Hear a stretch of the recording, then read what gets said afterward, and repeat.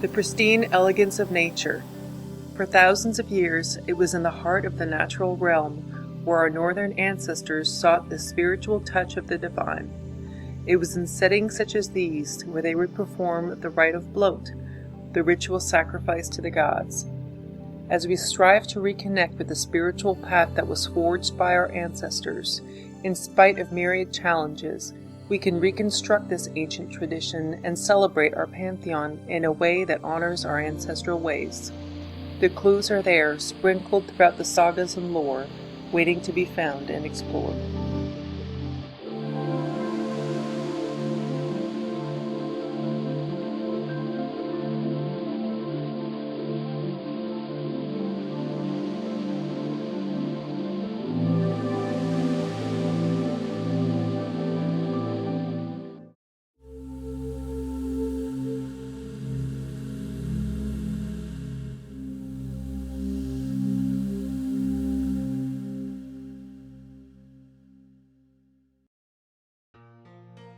So, what exactly is a bloat?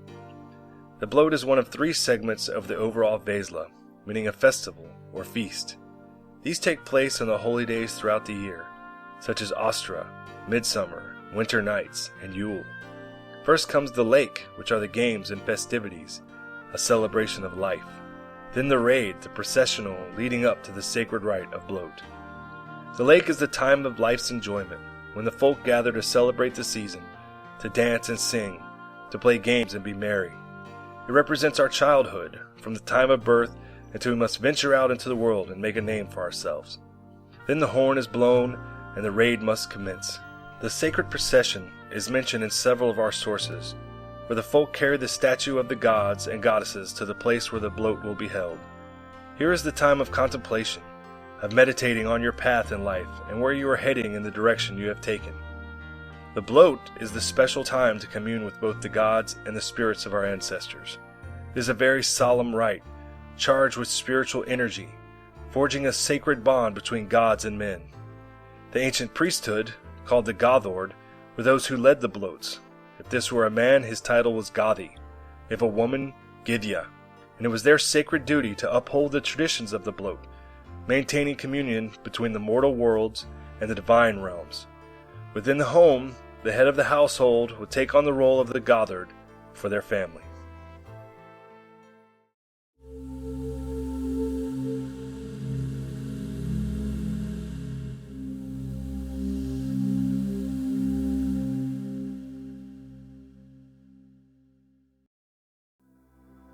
Know you how to risk them. Know you how to read them. Know you how to stain them. Know you how to prove them. Know you how to pray. Know you how to offer. Know you how to send. Know you how to consume. The words of Odin, spoken from the Havamal. Like a lot of our lore, contains several layers of meaning. Not only does it pertain to the various uses of the runes, the ideographical symbols of great power, but it also contains a basic outline on how to bloat. Now, let's go step by step through the ritual of bloat. First, there is the time of preparation, when the Gothord sets the stage for the events to come. Then we have the actual ritual of bloat, which can be broken down into 9 parts. The Vigya, or dedication, the Helgya, which is the consecration, the Bidya, a prayer, the Blota itself, also called Afra, the offering, the Senda, or sending, the Signa, which is the blessing, the Kyosa, or choosing, the Soa, the consuming, followed by the Inda, the closing. But before delving into these parts, it is important to consider the setting of the bloat.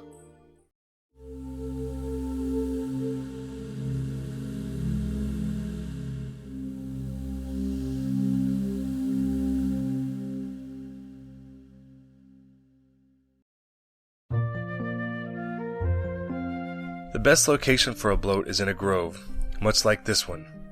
It is particularly important to find a place you feel to be sacred and can be a solemn setting for the rite to be performed. This can be near an especially domineering tree, echoing the grandeur of the world tree Yggdrasil.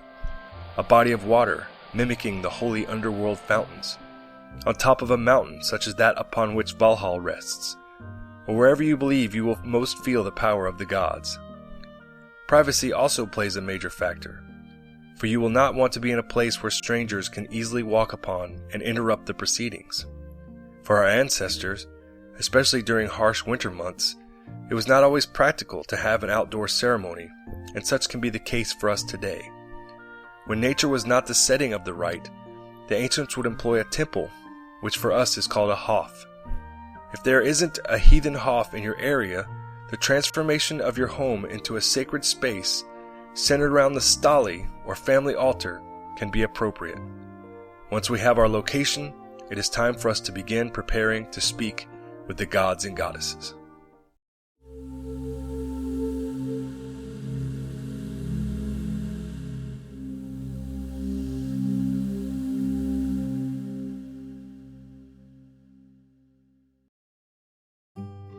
These are some of the basic tools that you will need for a bloat.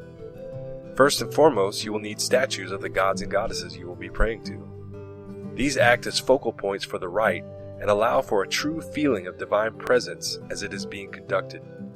There are many deities in our pantheon, so having a statue for every one of them is not always practical. What we do is concentrate our seasonal bloats on a god or goddess and their consort, allowing for a few deities to be crafted and utilized throughout the year. The statues are necessary for our connection with our gods when performing the bloat and should be central within your gathering. The first set of actual tools needed in conversing with these gods involves the handling of mead. To our ancestors, honey wine was very special and sacred. One of the important stories from the lore concerns Odin's quest for the mead of inspiration.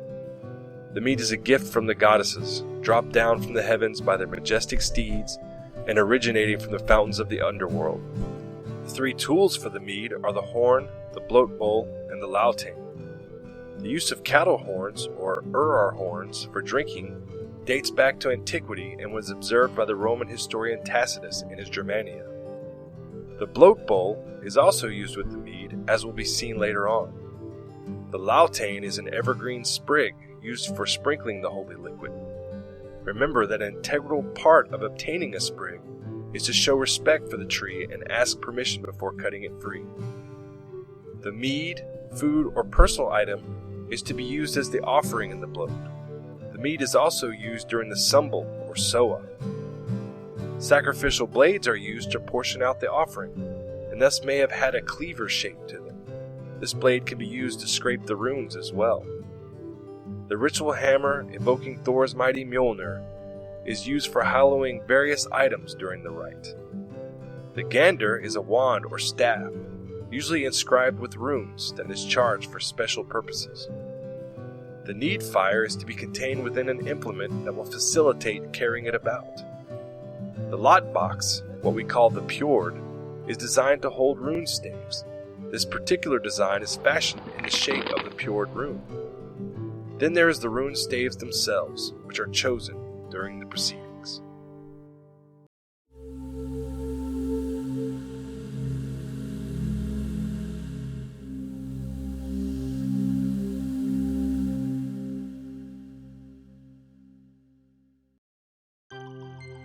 Now that we have our materials, some preparation is needed beforehand.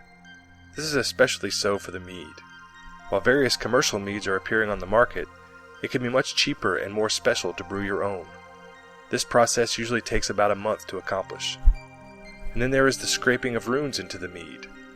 In the Sigdrifamal, where the newly awakened Valkyrie is teaching the hero Sigurd about the runes, she states, "All were erased that were inscribed, and mixed with the holy mead, and sent on distant ways. They are with the Aesir, they are with the Alfar, some with wise Vanner, some human beings have." The runes are painted or inscribed onto a sacred object or piece of wood that connects to what you are praying for. Warriors would wrist or carve them on swords for victory in battle. Sailors would have them on oars for a safe voyage. Midwives would paint them on their hands as the guides for a child's safe passage into the world. Then you should determine which runes you will use for your particular rite. These can be individual runes connected to the charm, or it could be the spelling of a word that relates to it as well. The use of the word alu is significant, for it means spiritual ecstasy, and can thus be a catch-all for when you may have difficulty coming up with something. The runes within the word are significant as well.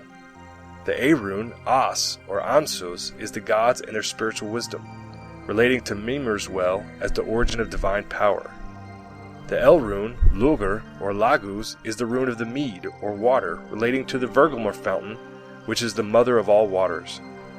Then there is the U rune, or Uruz, the rune of strength, relating to Urd's well, which is also called Urdar Magan, Urd's strength. Certain woods have sacred connections to our lore, such as the oak being connected to Thor and his power. The ash is mighty Yggdrasil. The yew is a tree of death and transformation. The birch of childbirth and fertility. Once you have chosen your rune formula and have wristed them onto the object you selected, take the ceremonial blade and scrape the runes off into the mead. This returns the power of the runes into the mead, both of which originated in Mimir's holy well of inspiration.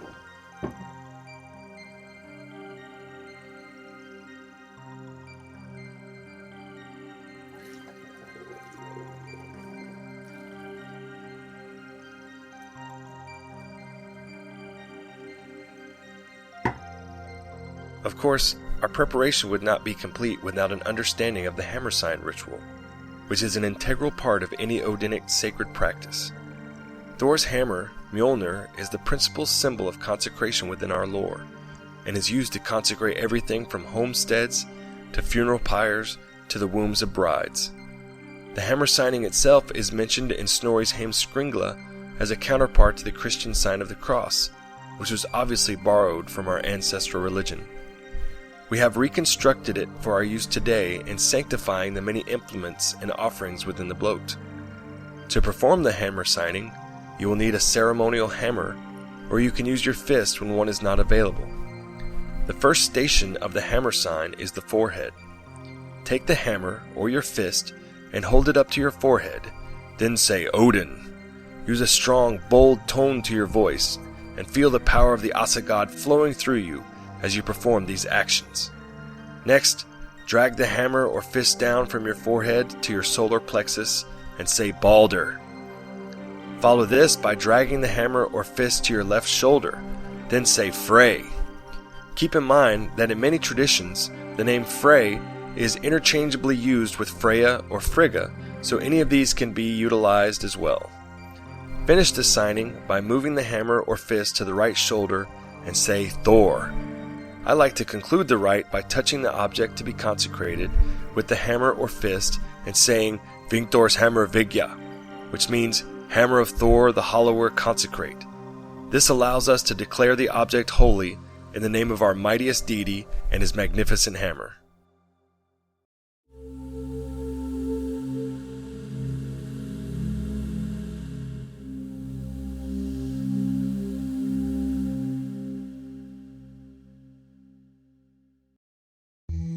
How you set up your altar, or stali, is an integral part of the rite. Remember that the stali, or if it is made of stone, the hurg, is the central point of the bloat, a model of Asgard here in our world, and as such it becomes the primary focus during the ceremony. Because of this, it is important that your altar be aesthetically pleasing and well ordered. A white cloth, typically made of linen, is traditional in covering your stali, while candles and torches provide a nice touch, increasing the element's presence while giving the sacred area more lighting. When setting up your stali, be creative, but also remember to keep it simple. It is very easy to reach a point where the altar becomes too crowded and disheveled.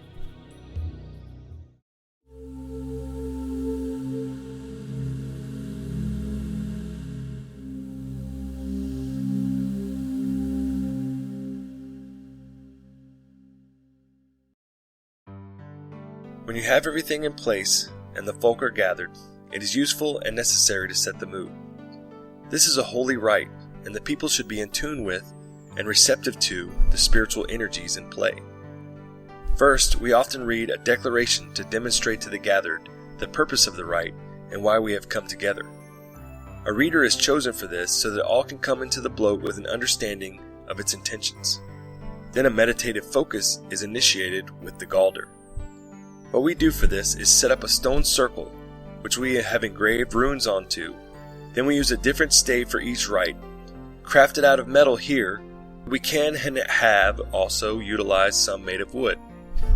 The idea is to create a strong visual that will allow the gathered to easily focus on the rune as they chant it and begin their transition into this solemn time and space. Galder is a sacred chant, usually calling out the name of a rune stave, thought to be significant for the ritual at hand. Though variations within this practice will certainly occur, what we shall demonstrate is the most basic usage shared by many practitioners. We shall chant the rune 9 times, connecting it to the theme of the ceremony while bringing the gathered into a state of solemnity. The syllables of the names can be drawn out to create spiritual resonances that can assist in directing the mind to the plane of the divine.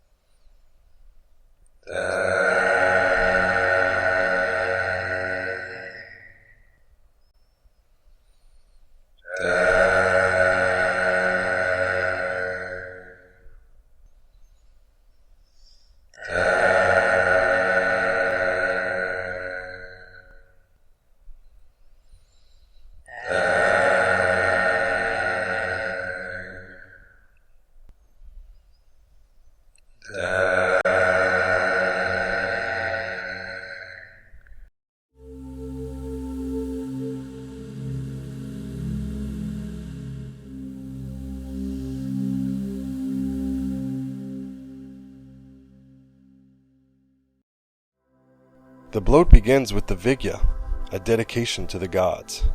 This initiates the process of setting aside a sacred space to perform the ceremony, here in reverence to the deities of our faith.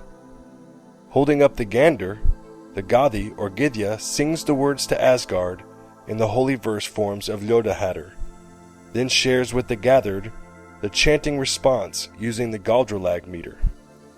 How to develop these verses will be explained later. For now, it is important to note that all religious cultures throughout the world employ singing and hallowed verses in the performance of their rites. Ours is no exception. Here is an example. From Asgard above to Jormungand below, in Midgard shall we gladly meet. High and low clans of the hallowed powers, this noble realm is now your home.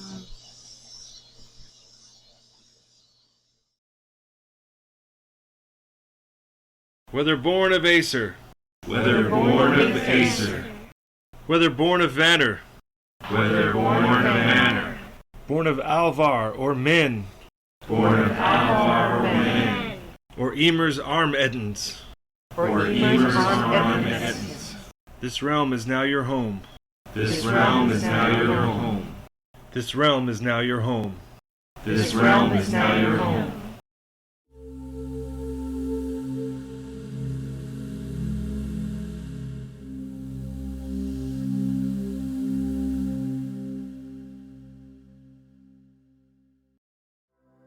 Next is the consecration, called Helga. The air is purified by a sacred fire. As is recounted numerous times in the sagas, the holy need fire is carried around the perimeter while chanting a hallowed formula.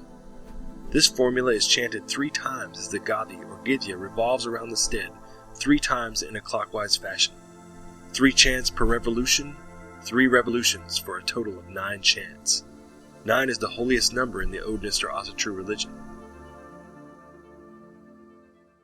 The fire that burns, the holy red flame, may it be your beacon to us. Bright Heimdall's child is born by Thjalfi, sanctify this honored stead. O noble gods and loving goddesses, O noble gods and loving goddesses, now it is a light, now it is alive. now it is light, now it is alive. pure in its brightness, pure against darkness. Pure in its brightness, pure against darkness. Once this is done, the area is now sanctified.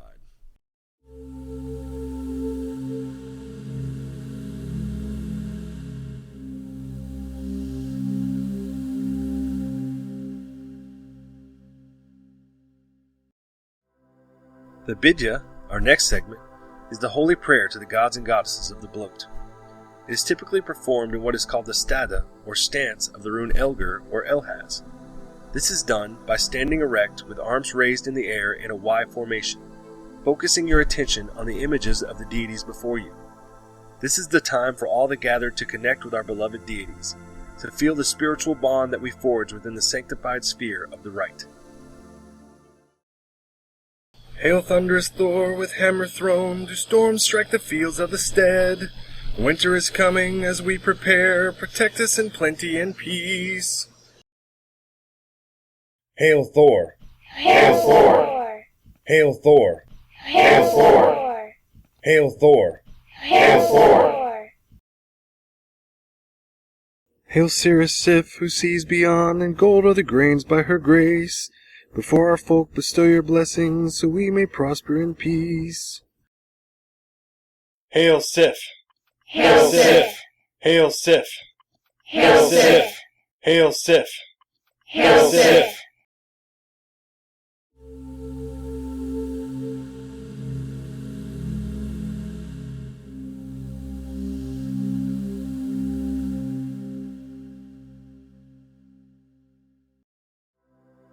Now comes the time for the Ofra, the offering to the gods, the focal point of the bloat.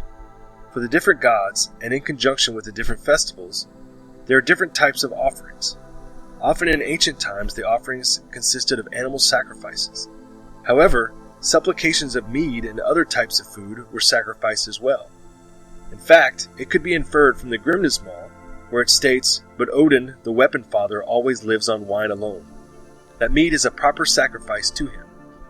Other references in the lore may refer to offerings to other deities as well, usually in descriptions of the meals each god or goddess may consume. Whatever the offering, it is symbolically charged with the goodwill of the people. Then it is offered up, mead from the horn or the bowl, or food on an offering plate. We offer these gifts as gifts to return, beheld from a cause brief roost. United in blood, we are kindred as one, accept us as friends from afar. Rimfaxes ferment, Rimfaxes ferment, flesh or fruit, flesh or fruit, or Freya's weeping, or Freya's weeping, all oblations, all oblations, all are preferred, all are preferred, all in reverent devotion. all in reverent devotion.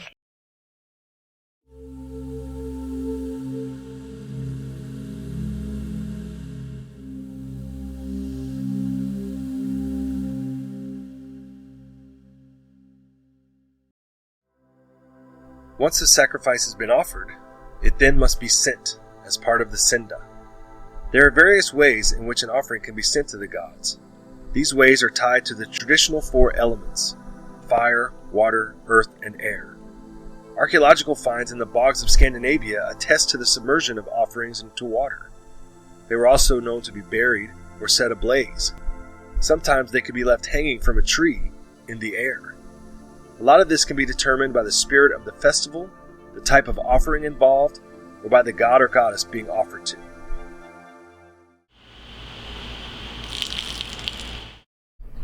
The spark that shines in what we send wins its way through the heavens. Gain strength, great gods, from what we give, to perform your wondrous feats.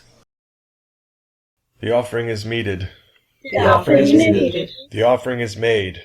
The offering is made. The offering is signed and sent.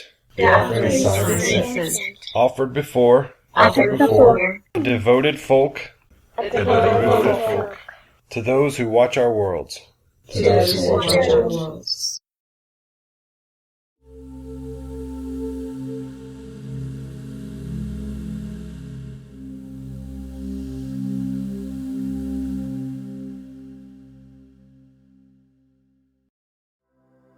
Once the sacrifice has been offered and sent, to follow in the Germanic spirit of a gift for a gift, comes the signa, which is the blessing. The Gadi or Gidya takes the bowl and lautane and proceeds around the group. The lautane is dipped into the bowl and then sprinkled on each person. The bowl has collected the wellspring of blessings of the gods, which is then, in turn, bestowed upon the folk. Hail the gods, hail goddesses, praise be to you for the blessing. Blow throughout the limbs of Yggdrasil, all the order hear our call. For the gifts given, For the gifts given, we give solemn thanks. we give solemn thanks. We give solemn thanks We give solemn thanks for all that we are. for all that we are. You are the light You are the light that leads us in life. that leads us in life.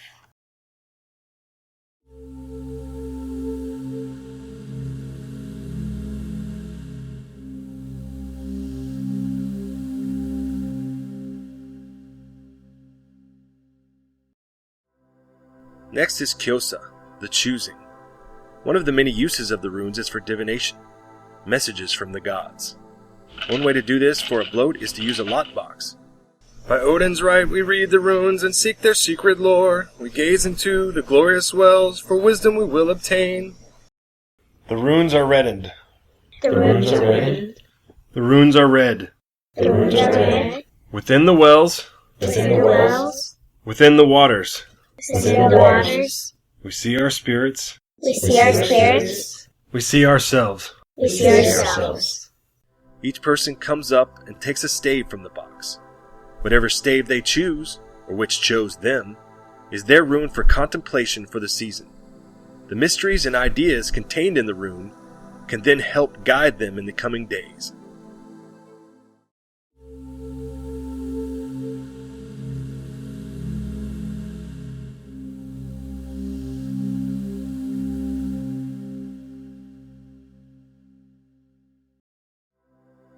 Now comes the Soa, the consuming. This is best done through the performance of sumbel, the special kind of drinking ritual dating back to ancient times. It is from the sumbel where the tradition of the toast comes from. But sumbel is more than a drinking ritual. It is a connection to folk.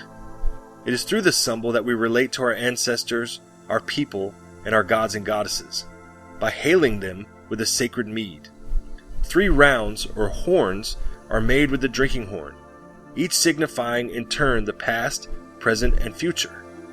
Although many like to utilize variants of this, we prefer to use Odin's horn, Thor's horn, and Frey's horn for our toasts, which is a type of sumbel attested to in our records.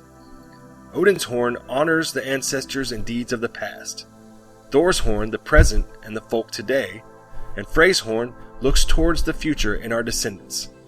This is a way for us to honor all who have been, are, and shall be in the chain of our existence.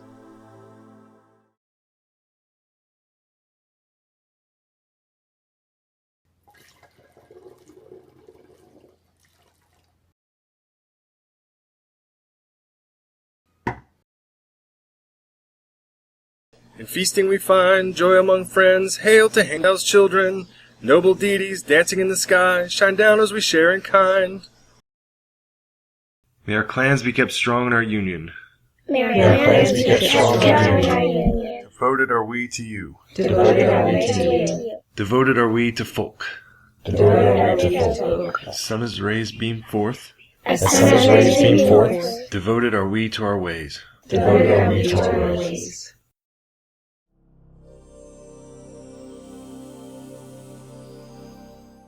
We raise the horn to mighty Har who grants his gracious gifts, and hail to those of hallowed kin who live in lands beyond.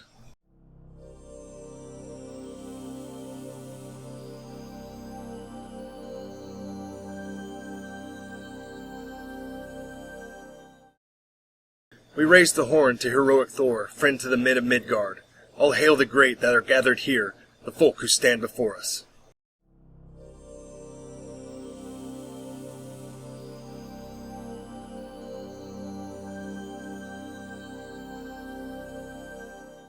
We raise the horn to regal Frey, for fertile the fields shall be. We hail to him for hallowed bonds that produce progeny and peace.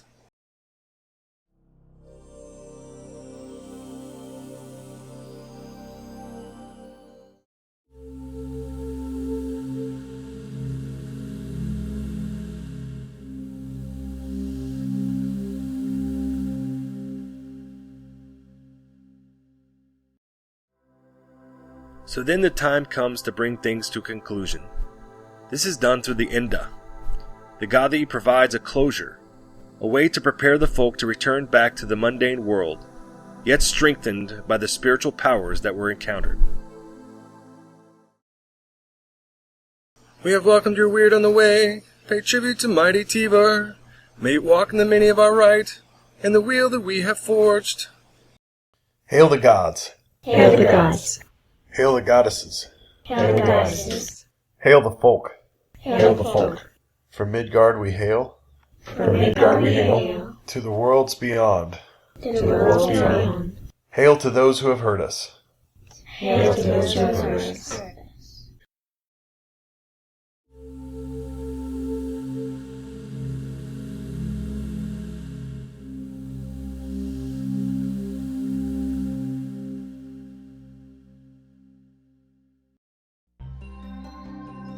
We have already mentioned the use of sacred verse in our bloats, and have seen their usage within the performance of the rite itself. The fact that such verse forms are utilized is well attested in our lore. The Proset itself was written as a guidebook on how to develop them. Then consider the Ynglinga Saga, chapters 6 and 7, which tell us that Odin speaks everything in verse, and that the gods themselves are described as those who brought poetry to Midgard. They are given the names Lodasmiths and Galdrasmiths, relating to the two most sacred meters of our faith. These are called Ljodahatter and Galdralag. Here we will discuss how to construct these two verses so that you can use this as a model for your own rites. Ljodahatter, the sacred song meter, is especially noted as the verse form of prayer. The famous Hail to Dag from Sigdrifamal is written in this meter. Also keep in mind that the runes are sometimes called Fimbuljods, the great songs, which is related to the Ljod in Ljodahatter. Indeed, we recognize the validity of this verse, but we need to know how to construct it so that we can embrace this tradition within the modern era. To create your own Ljodahatter verse, you must first understand a bit on how a poetic strophe or stanza is constructed. In this case, we will be utilizing a 6-line strophe consisting of 2 half-strophes. A half-strophe is one half of a strophe that has the same structure as the other half. In other words, it will have the same alliteration and syllables as the half that follows or precedes it. In the Ljodahatter, the first 2 lines of the half-strophe are alliterated with one another. Then the third line alliterates within itself. Let's look to the Sigdrifamal prayer as an example. Hail Dagger's sons, hail Not and Nipt. In the first 2 lines, dagger is repeated, but this is considered a proper alliteration, so line 1 and line 2 alliterate with one another. In the third line, Not and Nipt alliterate, so in this line the alliteration is within itself. Then we pay attention to the syllables of each line. The first 2 lines of the Ljodahatter meter are from 3 to 6 syllables, and the third is from 4 to 8 syllables. As in the above example, the first line, Hail Dagger, is 3 syllables, the second, Hail Dagger's sons, is 4, then the third line, Hail Not and Nipt, is also 4 syllables. After this, a second half-strophe is developed following the same rules, which will give you a full Ljodahatter strophe. Here is the Sigdrifamal stanza in its entire English translation to give you an idea on what to base this on. Hail Dagger's sons, hail Not and Nipt, look down upon us with loving eyes, and give success to the sitting. Galdralag means the Galdr meter, relating to the Galdr chant we have discussed previously. This usually relates to the runic chants recognized within our ceremonies, but originally signified any type of religious intonation. The notion of chanting typically signifies a group of people resonating sacred sounds or words in order to connect to one another and their divinities. Galdralag is the meter of holy Odinic chant, and as such becomes the focal point for the gathered to join in the conversation with the divine. The composition of Galdralag is similar to that of Ljodahatter, and indeed it is considered a variant of it. It is made up of 6 lines with similar syllabic structures. However, instead of 2 half-strophes, Galdralag is made up of 3 couplets, each made up of 3 to 6 syllables and each alliterating with the other, then utilizing repetition or refrain to accentuate the chant. This is often done by repeating the final 2 lines of the strophe, but variants of this rule are accepted. Here is an example of this from the bloat performed. O noble gods and loving goddesses, Hallowed is a light, Hallowed is alive, pure in its brightness, pure against darkness. Note the use of repetition and alliteration within the structure of this verse. Various descriptions of Galderlag meter have been seen, but the one we review here is best suited for our purposes. However deep you wish to research these concepts to accentuate your rites is a matter of personal choice. The idea is to re-establish our ties with these holy forms of language that were such a vital part of our ancestors' religious experience.